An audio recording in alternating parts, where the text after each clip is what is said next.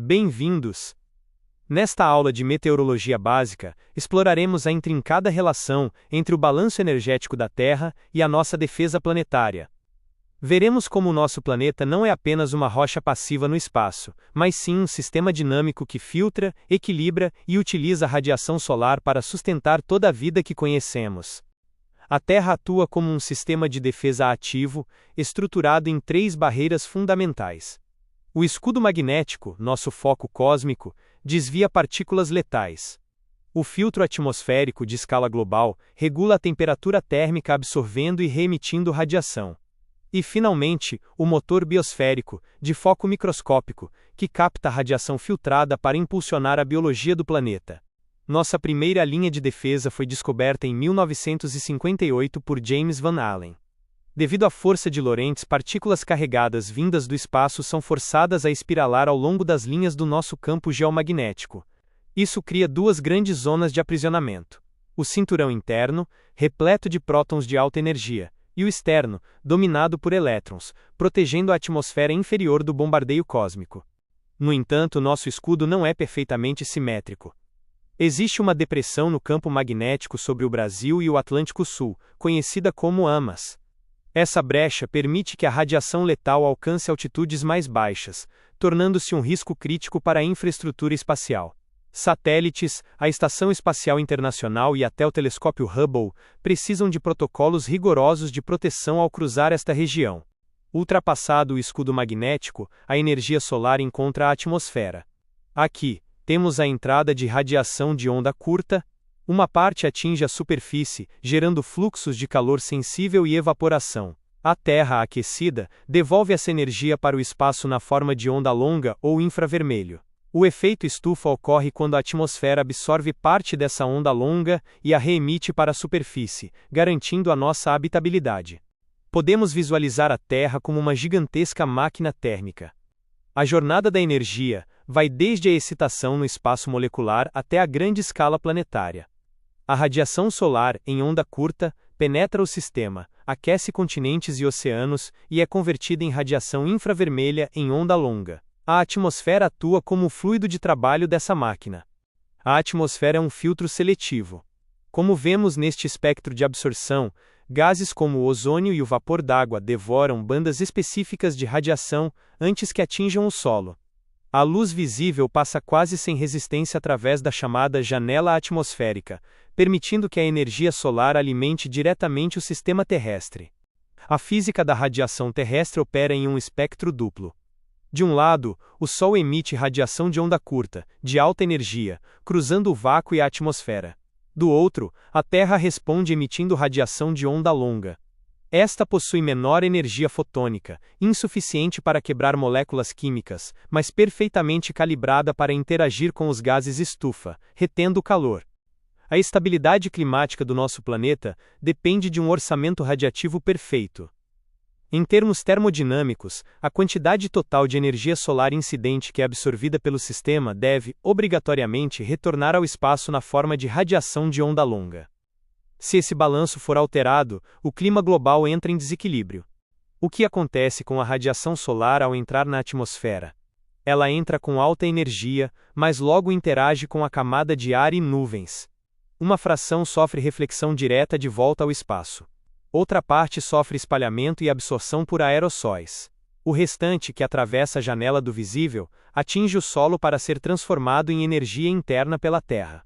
No nível do solo, 100% da radiação absorvida precisa ser gasta.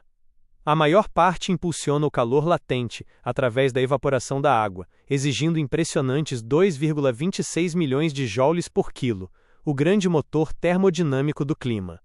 Outra fração vira calor sensível, aquecendo o ar diretamente. Uma fatia minúscula, porém vital, alimenta a fotossíntese. A superfície aquecida irradia energia de volta para cima.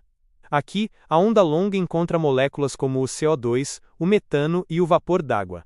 A frequência do infravermelho funciona como um gatilho, fazendo essas moléculas vibrarem. Elas absorvem e reemitem esse calor em todas as direções, atrasando a perda térmica para o espaço em um verdadeiro labirinto radiativo. Como o planeta gasta sua energia na prática? O calor sensível altera a temperatura térmica que nós efetivamente sentimos no ar. Já o calor latente é consumido mecanicamente na evaporação. Ele transfere umidade e energia invisível para a atmosfera, armazenando o combustível que mais tarde formará as tempestades e a dinâmica do tempo. Podemos resumir a física radiativa terrestre em 4 etapas. 1. A chegada da onda curta pelo topo da atmosfera. 2. A recepção e absorção pela superfície. 3. O aprisionamento e conversão em onda longa, sofrendo a interferência vibracional dos gases estufa. E 4. A redistribuição desse desequilíbrio térmico pelas correntes oceânicas e atmosféricas. Pela lei de Planck, a temperatura de um corpo dita o comprimento de onda de sua emissão. O Sol a 6.000 Kelvin emite predominantemente na onda curta visível. A Terra, a cerca de 288 Kelvin ou 15 graus Celsius, emite no infravermelho termal. O insight fundamental é que a energia infravermelha não induz fotoquímica, mas induz vibração mecânica na molécula, a essência do calor. O orçamento radiativo terrestre mostra que 70% da radiação é absorvida e 30% é refletida. Sem o efeito estufa natural, a temperatura média da Terra seria de inóspitos 18 graus negativos.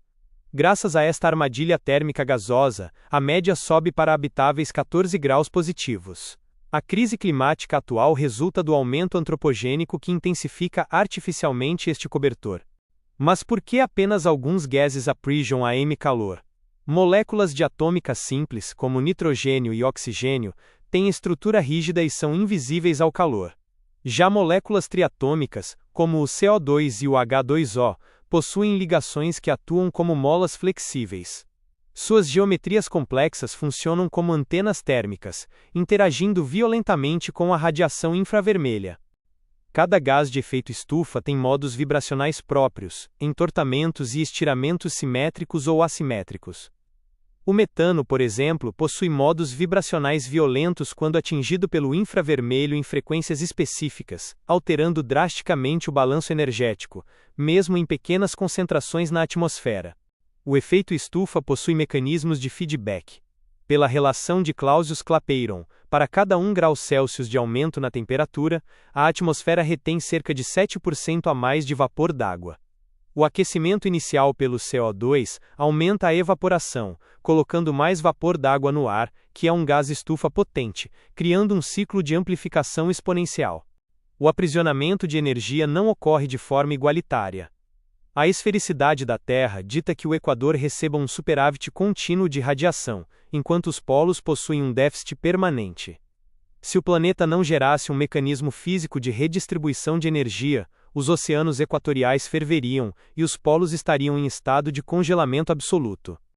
Para resolver este dilema físico, a máquina térmica do planeta ativa os seus 3 motores de transporte, forçando a energia em direção aos polos. 1. As lentas e maciças correntes oceânicas. 2. O transporte de calor sensível através das massas de ar e ventos. 3. O ciclo hidrológico, que transporta calor latente evaporado nos trópicos para condensar em altas latitudes. Nesta etapa, o motor biológico assume o controle. A vegetação atua como a interface entre a atmosfera e o solo. A água entra pelas raízes profundas, sobe impulsionada pela radiação fotossinteticamente ativa e alcança as folhas. A árvore realiza a transpiração e a fotossíntese, convertendo a transferência de energia termodinâmica diretamente no ciclo do carbono da vida. A biologia possui seu próprio algoritmo.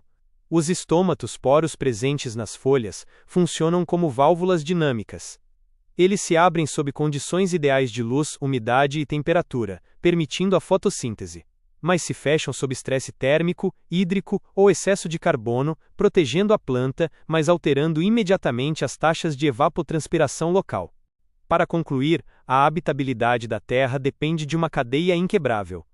A física cósmica nos protege do vento solar, a física orbital calibra a dosagem de energia milenar, a química atmosférica filtra e aprisiona o calor necessário, e a engenharia biológica usa essa radiação purificada para criar vida. O balanço energético é afinal a base de tudo.